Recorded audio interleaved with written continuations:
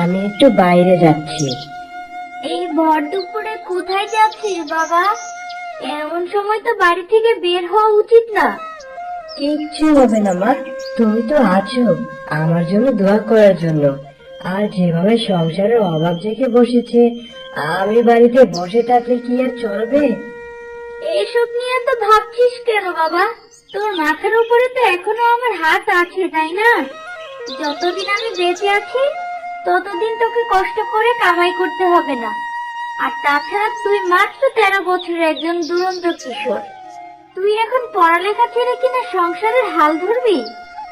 না মা, আমি তোমাকে এত কষ্ট করতে দেখতে পারবো না। আমার যে বড্ড কষ্ট হয় মা। আমি বেশি দূরে যাব না, দেখো বাড়ি থেকে কয়েক কদম হেঁটে সামনে যে ক্ষেত রয়েছে সেখানেই যাব। আমার সাথে কিছু আখের বীজ আছে, সেগুলো নিয়ে ওখানে পুঁতে দিব। বিধাতার কৃপায় যদি কিছু আখ হয় তাহলে ব্যবসা শুরু করবো ভাবছি। তুমি দোয়া করো মা, আমি বের হচ্ছি। ঠিক আছে বাবা, তোকে আমি আর বাধা দিব না। সাবধানে যাস, বিধাতা তোর মঙ্গল করুক। তবে তাড়াতাড়ি বাড়ি ফিরে আসিস, আমি কিন্তু তোর জন্য অপেক্ষা করব। রিয়াজটা বড় মুখ করে বলে আসলাম, আমি কাজ করতে বের হচ্ছি। কোনোভাবে আখের চাষ করতে পারি কিনা সে ব্যবস্থা করবো বলে বের হলাম। এখন কে জানে এই আখগুলো আসলে কোনো কাজে আসবে কিনা। হে বিধাতা, তুমি আমায় সাহায্য করো। কি ব্যাপার, এই ভর দুপুরে এই বট গাছের নিচে এটা কে দাঁড়িয়ে আছে?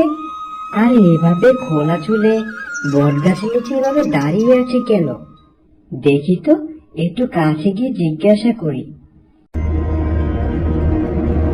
সাথে সাথে মেয়েটি তার দিকে ফিরতেই দেখলো এক পেতনি। এইবার তোকে বাগে পেয়েছি বাছা। এখন আর তোকে আমি ছাড়ছি না। তোকে আমি এখন আমার সাথে করে ঘরে নিয়ে যাব। সেখানে ইচ্ছা মতো টুকরো টুকরো করে গরম পানিতে ফুটিয়ে মজা করে খাবো তোকে। ও মা গো, এই কি, এই তো দেখছি এটা জলজন্ত পেতনি। বাঁচাও, বাঁচাও, কি আছো, বাঁচাও। আরে দাঁড়া, পালাচ্ছিস কোথায়? তোর মতো একটা মাংসের মানুষকেই তো আমি এতদিন ধরে খুঁজছিলাম। তোকে বেশ কয়েকদিন ধরে দেখছি আমি। আমার বড্ড ভালো লেগেছে। এখন আর তোকে ছাড়ছি না। যতই চিল্লা পাল্লা কর না কেন, তোকে এখানে কেউ বাঁচাতে আসবে না।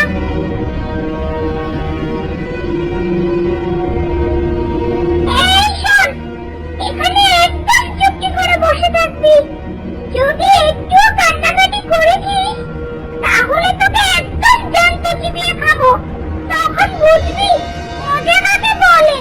আমি কিছু প্রয়োজনীয় জিনিস নিয়ে আসছি। পেতনি সেখান থেকে বেরিয়ে গেল।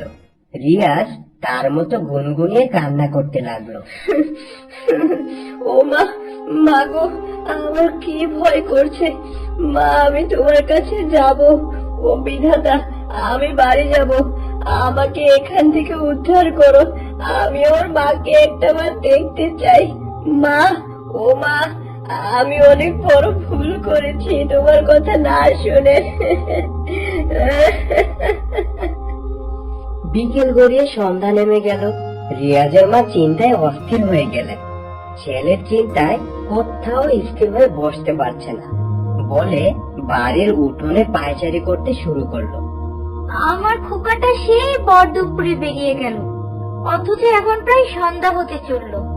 সামনের ক্ষেতটা তো অত দূরে না, সেখানে যেতে আর সেখান থেকে আসতে তো এত দেরি হবার কথা না। কোথায় গেল আমার খোকা?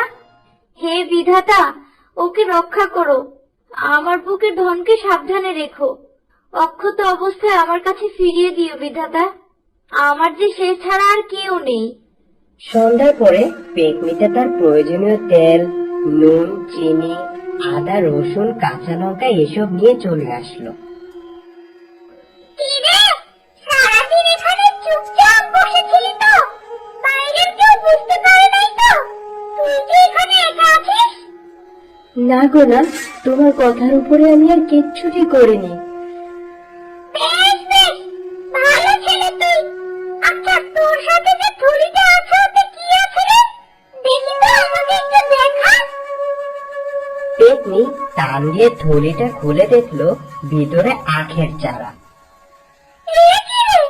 এ তো দেখছি আখের চারা। এতগুলো আখের চারা দিয়ে তুই কি করবি?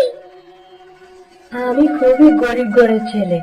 আমি এই আখের চারাগুলো লাগিয়ে বড় বড় আখ চাষ করতে চেয়েছিলাম, সেখান থেকে আখের ব্যবসা করতে চেয়েছিলাম, কিন্তু তুমি তো আমায় খেয়ে ফেলবে, তাই আমার সেই স্বপ্ন আর পূরণ হবে না। ওদিকে আমার অসহায় মাটাও বাড়িতে একা একাই তার ছেলের কষ্টে বাঁচিয়া জীবন কাটিয়ে দেবে। কেন রে? তোর বুঝি বাবা নেই? না, বাবা মারা যাওয়ার পর থেকেই আমাদের সংসারে এত অভাব অনটন। এইসব শুনে পেতনিটার খুবই মায়া হলো। সে রিয়াজের হাতের বাঁধন খুলে দিয়ে মাথায় হাত রেখে বলল, আমাকে ক্ষমা করে দিস। আসলে আমি অনেক দিন ধরে কোনো মানুষের মাংস খাইনি। তোকে দেখে বড্ড লোভ হয়েছিল, কিন্তু তুই এত কষ্ট করে জীবন যাপন করছিস জানলে আমি কখনোই তোকে এভাবে নিয়ে আসতাম না। তবে তুই যদি চাস, তোকে আমি সাহায্য করতে পারি। সত্যি সত্যি তুমি আমায় সাহায্য করবে? হ্যাঁ, একদম সত্যি বলছি। এই তো আমার এই বাড়িটা দেখছিস, এটা আমি আমার জাদুর শক্তি দিয়ে পুরো ক্ষেতের মতো বানিয়ে ফেলতে পারবো।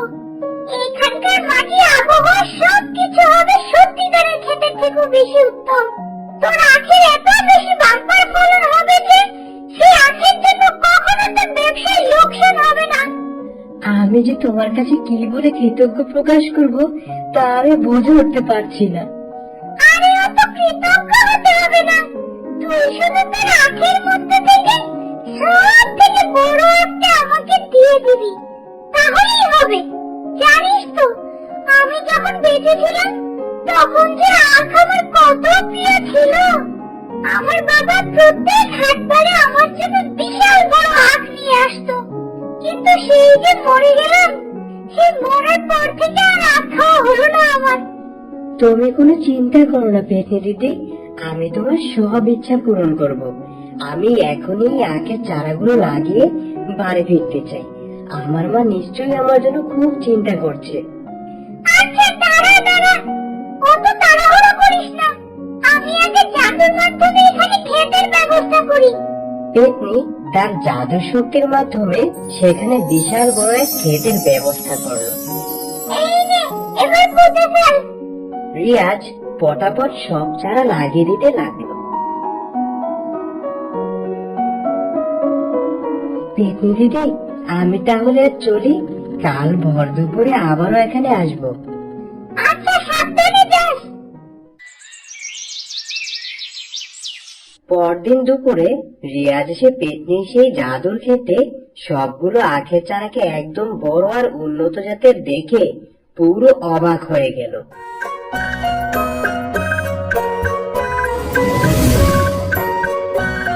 সে কি এক রাতের মধ্যেই এত বড় বড় আর এত সুন্দর আখ হয়ে গেছে? এমনি এমনি কি আর তোকে বলেছিলাম এটা জাদুর ক্ষেত? রিয়াজ এগিয়ে গিয়ে একটি বড় আখ কেটে সেটি পেতনির দিকে এগিয়ে দিয়ে বলল, এই নাও পেতনি দিদি, আমার এত বড় উপকার করার জন্য এটা আমি তোমার উপহার হিসেবে দিলাম। এর পরের গুলো তুমি পাওনা হিসেবে পাবে।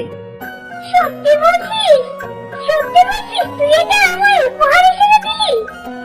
হ্যাঁ দিদি, এখন থেকে তোমার যখনই মন চাইবে তখনই এই আখের বাগান থেকে তুমি আখ তুলে খেও, কেমন? এরপর রিয়াজ সেই আখগুলো বাজারে বিক্রি করে অনেক অর্থ উপার্জন করলো এবং এতে করে তাদের ভাগ্য পরিবর্তন হয়ে গেল। রিয়াজ ও